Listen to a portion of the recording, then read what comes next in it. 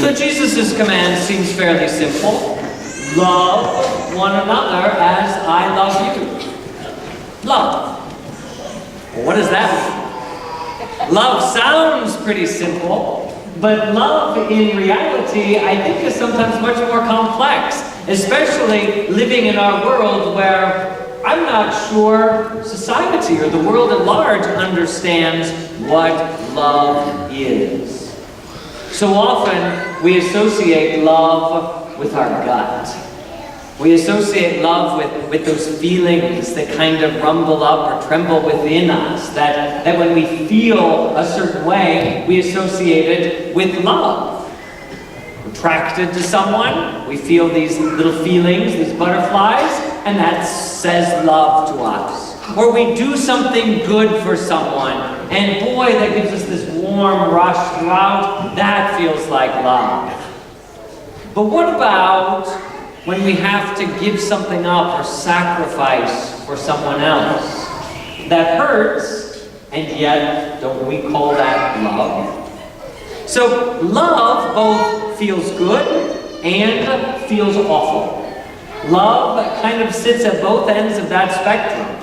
Love is something that we enjoy feeling, and love is something that hurts like the dickens. Love is both of these things. And so we can't just rely on our feelings to know how to love or to know what love is. Because even sometimes we don't feel the right things about love. Sometimes I do something nice for someone else, and I don't feel great about it.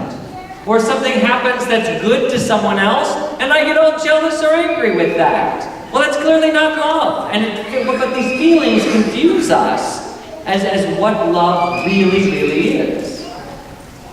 So how do we know it? How do we know authentic love? How do we know what that is? Well, there's a chair behind me here. I know that there's a chair behind me because I can feel it. Because I can turn around and I can look at it. There is this chair behind me. And I know that if I were to sit down, the chair would catch me. But what if I couldn't feel the chair behind me? What if I couldn't turn around to look at the chair? How would I know that that chair was still there?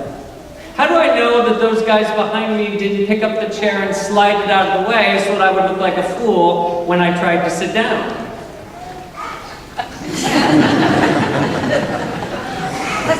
Now that I remember who's behind me, I think we would have to look when we try to discern what those feelings are. How do I know that that chair is there if I can't look at it? We look for other signs. We look for other things. If they snuck up and took that chair away, I'm sure I would start to see little quizzical faces, comments made to one another, a few moms giving the eye, little things that would give me a sense that, okay, something's not right here.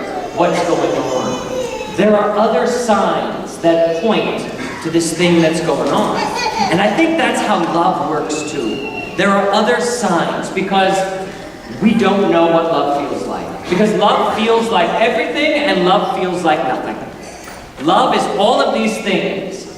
What is authentic? Well, Jesus gives us two signs today in the gospel that reveal his love, that reveal God's love. And that's the command then to us, how to love. The first of those is that love joins together. That love builds bridges. Love opens up in communication. Love creates a pathway between. It brings people together. It doesn't sever, it doesn't divide, it doesn't separate. Love unites. And that becomes for us then the first sign of love. That when we say or do something, we look at the signs then. Is this a unitive act? Does this bring us together? Does it cause communication? Does it bring about understanding? Do we get inside one another? Because truly, that's what Jesus is speaking about today. I am in the Father. The Father is in me. I love the Father. The Father loves me. There is this interpenetration of persons with one another that joins them together. And if you love as this, then we will come to you. We will make our home in you. We will be in one another. Love isn't in our gut. Love is not in us. Rather, we are in love. In love. We are settled within it. And we come to then understand how to practice that love throughout our lives. The second key, or the second thing, sign that we look for that Jesus describes, is that your love must bear fruit. That love, if it is of God, is life-giving. That love, if it is of God, bears fruit. It goes beyond the self. Because it's real easy to love ourselves, to look out for ourselves, and even as couples, or as family units, or communities, or nations, or whatever, we can look only as far as we want to. And we can be selfish, not only as individuals, but also as communities, or groups, or whatever. God's love says, no, this love that I have, it's going to go beyond that. It's going to unfold and multiply. And it's going to last. That there will be lasting effects of this love out there that cause it to spring up elsewhere. And so I think it's very fitting that we celebrate Mother's Day on this Sunday when we talk about God's love. Because God's love in many ways is very maternal.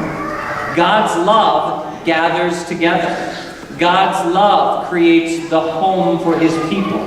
God's love nourishes. God's love brings forth life. God's love is fruitful and unitive. And those are the signs of true love. And when we reflect in our own lives, whatever we say and do, when it cuts out one or the other signs of God's love, the unity and the fruitfulness, we are no longer living in God's love. We are no longer following that very simple command to love as I have loved you. But we come here today to heal the weakness where we fail to love, where we don't love as perfectly as we ought. We gather together at God's altar where Jesus shows us how to love perfectly. I will give myself to you for your good. And we witness the God of the universe becoming food so that we can consume him, so that we can take him into ourselves and be strengthened by that. And that teaches us then how to go forward. We ask ourselves the question then, how do I make myself food for someone else? How do I make myself something nourishing for someone else that will build up goodness for someone else? Sometimes that involves sacrifice. Sometimes it involves making ourselves very little and very quiet. Sometimes it requires us to be active and outgoing and reaching out. Love will look like and feel like many, many, many different things. But to know if it's love, we look for the signs. Is it unitive? And is it fruitful? And if we can say those two things, we understand God's love, which is always a communion that brings and gives life. So yeah, it's a simple command. Love as I have loved. But as we reflect upon it more and more, we realize, wow, do I truly understand what that means? Because sometimes the things I feel need to be changed. Sometimes the things I'm attracted to don't lead me to what is good. Sometimes the things I think aren't going to be the good for the other. Love causes us to reevaluate what's going on inside and invites us to step outside to find what love really is about.